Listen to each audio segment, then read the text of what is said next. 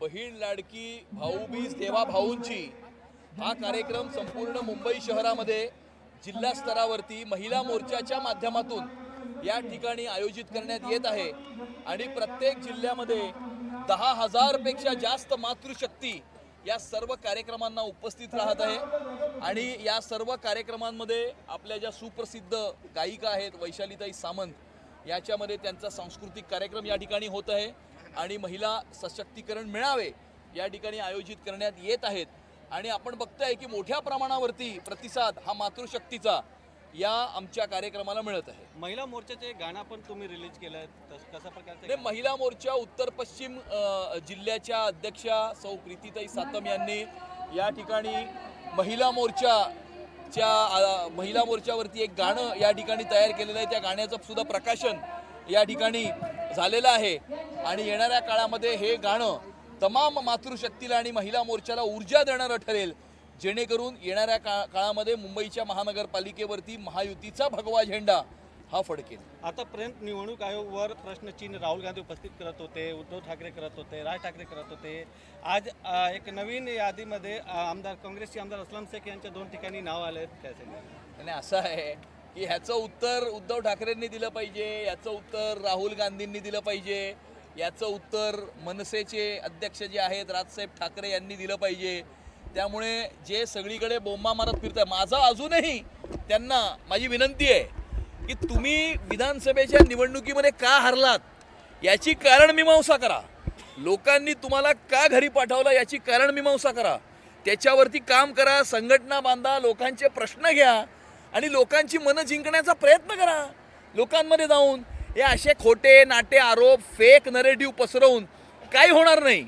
लोकसभेच्या निवडणुकीमध्ये सुद्धा अशा प्रकारचा फेक नरेटिव्ह पसरवला होता. शेवटी या देशाच्या जनतेने प्रधानमंत्री नरेंद्र मोदीजींवरच विश्वास टाकला आणि यांना घरी पाठवलं आणि त्या फेक नरेटिव्हची यांना अशी शिक्षा दिली की 288 मध्ये 237 जागा या महायुतीला या महाराष्ट्राच्या आणि मुंबईच्या जनतेने दिल्या. त्यामुळे अति नम्रपणाने मी त्यांना एवढीच विनंती करतो की आपल्या पराभवाची कारणमीमांसा करा. तुमच्यासाठी आणि तुमच्या संघटनेसाठी आणि तुमच्या कार्यकर्त्यांसाठी ते चांगलं राहील. उद्या वंदे मातरमचा कार्यक्रम आहे, त्याच्यामध्ये अबू असीम आझमी यांना निमंत्रण करणार आहेत का? नाही, नक्कीच आम्ही त्यांच्या घराजवळ, म्हणजे त्यांना जास्त त्रास होऊ नये, यायला जायला ट्रॅफिक लागू नये म्हणून त्यांच्या घराच्या बाजूलाच आम्ही वंदे मातरमचा कार्यक्रम आयोजित केला आहे आणि त्यांना मी पत्र पाठवलं आहे. त्यांना सांगितलं आहे की आपण यावं, आमच्याबरोबर उभं राहावं, वंदे मातरम म्हणावं, वंदे मातरमचं कथन करावं. अशा प्रकारची पत्रसुद्धा मी त्यांना पाठवलेलं आहे. कारण या देशामध्ये कुठल्याही भूमीच्या तुकड्यावरती कुठल्याही कानाकोपऱ्यामध्ये वंदे मातरम म्हणण्यापासून आम्हाला कुणीही रोखू शकत नाही. चला. मोठा कार्यक्रम इथे अंधेरीमध्ये केले आहेत, काय सांगणार? आम्ही जी स्वतः आले होते. येस, उत्तर पश्चिम जिल्ह्याचा हा आपल्या 10,000 भगिनींचा कार्यक्रम होता, लाडकी बहीण भाऊबीज देवाभाऊंची. आणि अमितजींचं मार्गदर्शन आणि त्यांच्या नेतृत्वाखाली हा कार्यक्रम असा भव्य दिव्य असा करण्यात आलेला आहे. आणि उत्तर पश्चिम जिल्ह्यामध्ये 6 जिल्ह्यांमध्ये करणार आहे आणि उत्तर पश्चिम जिल्ह्यामध्ये हा पहिला कार्यक्रम आपल्या या जिल्ह्यात होतो. एक गाणं पण तुम्ही आज रिलीज केले आहेत, कशा प्रकारची गाणी आहेत काय सांगा? भारतीय जनता पार्टीची महिला मोर्चाची मी आत्ताच अध्यक्ष झाली आहे जिल्ह्याची. तर मला नेहमी असं वाटते की महिला मोर्चा ही एक महत्त्वाचं काम करत असते. म्हणजे निवडणुकीच्या वेळेला सुद्धा सर्व महिलांशी संपर्क करणे, त्यांच्या घरात जाऊन प्रचार करणं, तसंच आंदोलन असू दे किंवा लाडकी बहीण ह्याचे ज्या वेळेला फॉर्म भरायचे होते त्यावेळेला ते दिवसा भरले जात नव्हते, रात्रीचं ज्या वेळेला ते भरायचे त्यावेळेला आमच्या सगळ्या महिला मोर्चाच्या भगिनी या ठिकाणी त्या जायच्या, सगळ्या महिलांचे फॉर्म भरायचे. प्रत्येक योजना घराघरात ते पोचवतात महिलाच.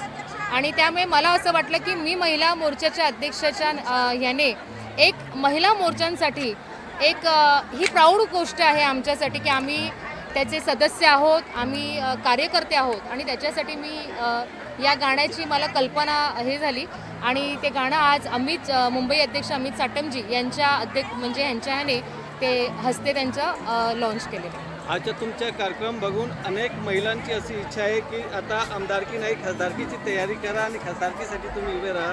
जर तुम्हाला संधी दिली तर तुम्ही तयार आहात का? असे तुम्ही असे प्रश्न विचारून, खरं तर भारतीय जनता पार्टीची मी कार्यकर्ता आहे आणि नेहमीच आम्ही सगळेच जे जे पक्षाचा आदेश असतो, जशी आम्हाला आमच्या पक्षाचं इतकं मोठं काम आहे ते पक्षाचं काम पोचवण्याचं काम आम्ही सगळी महिला मोर्चा पदाधिकारी आम्ही नेहमी करत असतो आणि करत राहणार आहेत.